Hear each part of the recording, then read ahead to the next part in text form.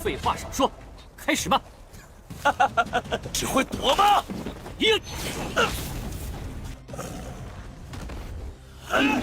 对付你不用。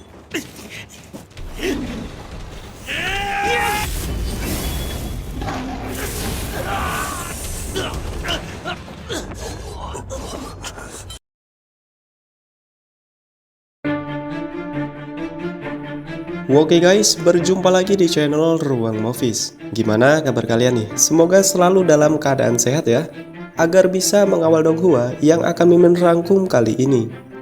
Dan pada video kali ini, Mimin akan menceritakan lagi Donghua dari Peerless Battle Spirit atau semangat pertempuran yang tak tertandingi. Dan bagi kalian yang baru aja bergabung, Mimin saranin agar menonton video sebelumnya, atau bisa cek di playlist video ini, agar videonya itu bisa nyambung ya guys ya. Oke, tak usah berlama-lama, langsung saja kita masuk ke alur ceritanya.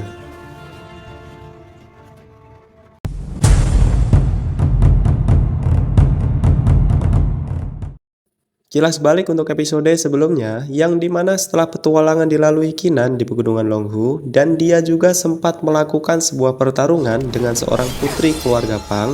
Alhasil semua petualangan tersebut sukses dilalui dengan cukup epic guys. Semua musuhnya berhasil dia kalahkan, yang bahkan tak sengaja Qinan memasuki sebuah gua yang di sana terdapat air spiritual yang bisa digunakan untuk meningkatkan kultivasinya.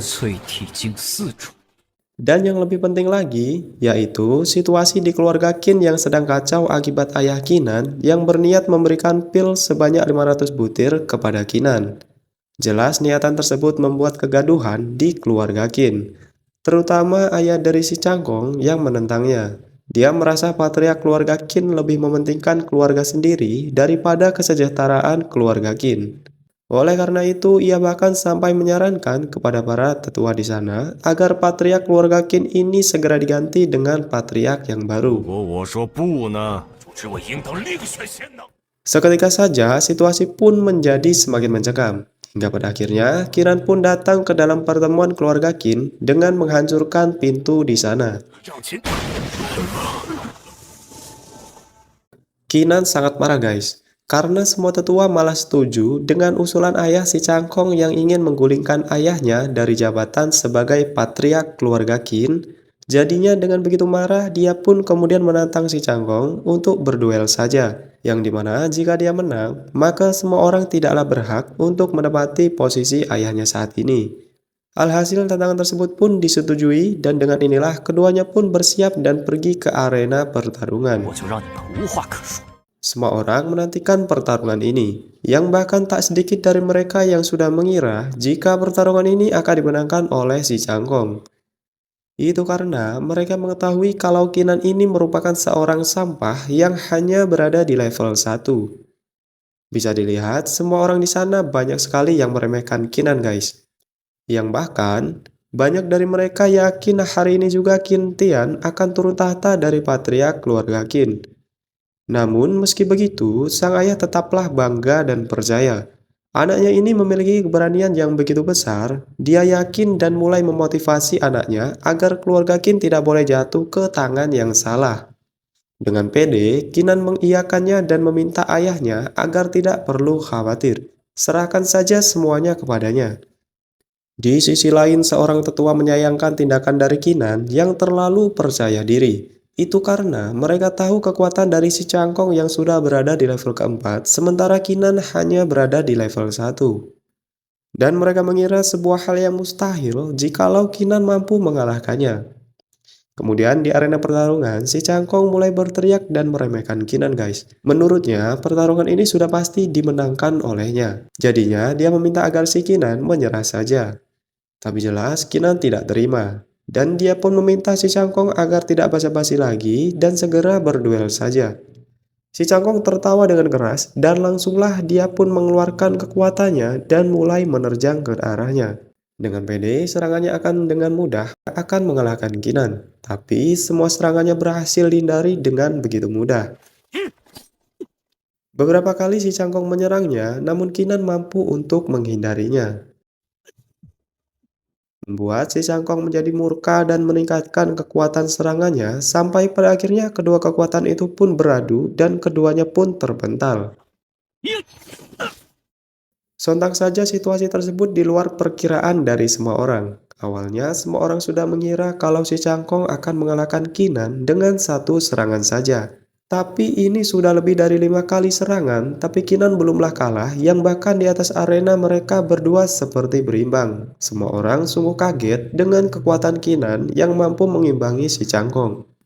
Namun salah satu tetua masih yakin dengan si Cangkong karena barusan si Cangkong belum mengerahkan kekuatannya, karena mereka yakin si Cangkong menekan kekuatannya karena takut serangannya itu akan membantai si Kinan. Namun sebenarnya si Cangkong ini sudahlah mengerahkan semua kemampuannya guys. Alhasil situasi itu pun di luar perkiraannya membuat dia pun akhirnya mengeluarkan semangat bela dirinya dan berjanji akan membantai Kinan di sini. Lalu sebuah proyeksi harimau putih pun muncul di belakangnya. Itu merupakan perwujudan dari semangat bela diri milik si Cangkong. Tetua keempat yang melihatnya dia sungguh terkejut. Dia tak menduga ternyata si Cangkong telah mampu mengeluarkan kekuatan semangat bela dirinya, yang dimana diketahui teknik ini merupakan sebuah teknik tingkat tinggi yang sangat sulit dipelajari.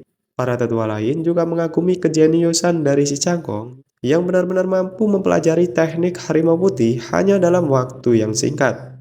Melihat itu, Kintian pun begitu khawatir kepada anaknya ini. Dia maju seperti ingin menghentikannya, tapi ayah si Cangkong melarangnya. Menurutnya pertikaian anak muda tidak boleh diganggu oleh mereka yang sudah tua. Di dalam arena, Kinan juga tidak tinggal diam guys. Dia mengeluarkan pedangnya dan bersiap untuk melakukan tebasan. Segera Kinan pun mengeluarkan sebuah teknik pedang yang sangat mengerikan. Terbukti hanya dengan satu tebasan saja, kemarin dia sudah membelah gunung. Keduanya pun bersiap-siap untuk melakukan serangan. Si Cangkong meremehkan Kinan karena dia tidaklah mengeluarkan semangat bela dirinya. Dia tidak tahu kalau Kinan ini pastinya tidak mampu mempraktekannya. Kinan bilang untuk melawan si Cangkong dia tidak perlu mengeluarkan semangat bela dirinya. Nah, semua orang posisinya belum tahu guys, kalau Kinan ini punya kodam yang begitu overpower yaitu jiwa perangnya. Dan sudah jelas, kalau saja Kinan mengeluarkannya, bahkan semua tetua juga akan sangat ketar-ketir untuk melihatnya. Mendengar kata-kata Kinan, si Cangkong menjadi semakin murka. Dia merasa diremehkan oleh Kinan, jadinya dia pun tak basa-basi lagi, langsung menerjangnya. Keduanya maju dan Kinan mulai menebaskan pedangnya, dan inilah yang terjadi.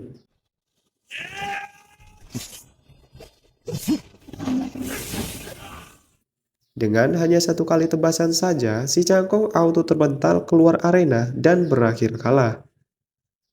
Semua orang seperti tidak percaya, si Cangkong yang notabene memiliki kekuatan di level 4 ternyata kalah dengan level 1.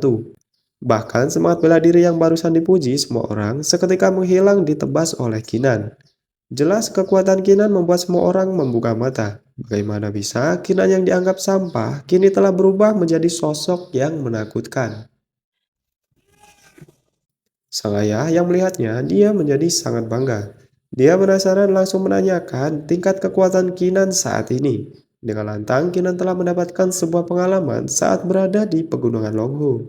Jadinya dirinya kini sudah mencapai kekuatan tubuh di tingkatan keempat. 已达到淬体4重境界。 Sontak saja ayahnya sangat kaget guys.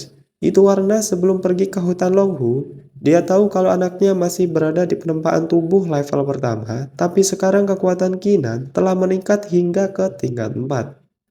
Setelah itu Kinan pun kemudian mengatakan pada si Cangkong, jika Cangkong harus mengetahui jika di atas langit masih ada langit. Dia bilang kalau di masa depan si Cangkong tidak diperbolehkan untuk meremehkan orang lain. Mendengar itu, tentu dia pun tidak terima. Sang ayah juga menuduh kalau Kinan telah mempraktekkan metode jahat untuk meningkatkan kekuatannya. 到底用了什么作弊的手段？ Meski begitu, si Cangkong tetaplah pede kalau bakat dirinya masih berada di atas Kinan. Karena nanti setelah dia masuk ke sekte Xuanli, dia pasti akan mengalahkannya. Alhasil, keduanya pun akhirnya pergi. 未来也必定比你强。 Di saat yang sama, Kinan bergumam kalau dirinya saat ini tidak boleh memperlihatkan semangat bela dirinya. Karena jika diketahui orang lain, maka sudah pasti dirinya ini akanlah diincar. Setelah itu, Kinan pun berbalik dan bertanya kepada para tetua di sana mengenai keputusan mereka saat ini, yang dimana sebelumnya para tetua ini bersorak-sorai untuk menjatuhkan posisi ayahnya. Dengan tidak tahu malu, semua tetua pun tentu saja tidak jadi melakukannya. Bahkan mereka kini setuju jika memberikan sumber daya pil 500 buah kepada Kinan. Yang bahkan setelah melihat kejeniusan Kinan, salah satu tetua pun sampai-sampai mengusulkan untuk menambahkan pil yang diberikan kepada Kinan menjadi 1000 buah. 哦不，1000枚。Sang ayah tidaklah memperdulikannya dan dia pun memilih untuk mengajak Kinan mengikutinya. Namun sebelum pergi, Kinan mengungkapkan kekecewaannya kepada para tetua yang sangat tidak tahu malu. Yang dimana pendapat mereka tentang ayahnya tadi itu seakan-akan merupakan kontribusi ayahnya yang sudah bekerja keras meningkatkan kekuatan keluarga Qin. Namun hanya karena si Cangkong yang akan memasuki sekte Xuanling, semua tetua malah memihak kepadanya, yang bahkan melupakan kontribusi ayahnya.